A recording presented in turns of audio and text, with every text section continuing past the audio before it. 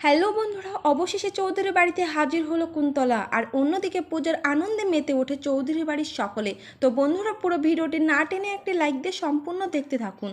চৌধুরী বাড়িতে দুর্গাপুজো শুরু করে দেয় আর মনের আনন্দে মেতে ওঠে সকলেই।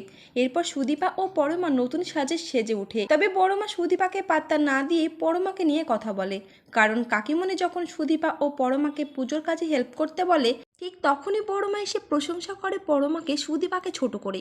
তখন সুদীপা মন খারাপ করে এক কোণে চলে আসে। ঠিক তখনই সেখানে হাজির হয় কুন্তলা। আর তখনই কুন্তলাকে দেখে বাড়ির সকলেই অবাক হয়ে যায়। তবে কুন্তলা অবাক দৃষ্টিতে তাকিয়ে থাকে সুদীপার দিকে।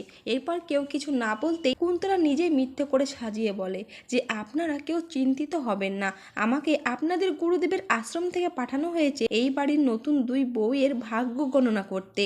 তখন বড়মা বলে যে আমাদের গুরুদেব উনি কিছুদিন আগেই তো মৃত্যুবরণ করেছে। এই কথা বলতে সুদীপা কিছুটা অবাক হয়ে বলে, যিনি কিছুদিন আগেই মারা গিয়েছে তিনি কি করে আমাদের ভাগ্য গণনা করতে বলেন। উত্তরে কুন্তলা রেগে গিয়ে সুদীপাকে বলে, তুমি কি আমাকে সন্দেহ করছো মা? এই বলতে বড়মা কুন্তলাকে বসার জায়গা দেয়। তখন কুন্তলা সুদীপার দিকে তাকিয়ে মনে মনে ভাবতে থাকে, আমাকে জানতেই হবে যে এই সুদীপা কতটুকু জানে তার ব্যাপারে।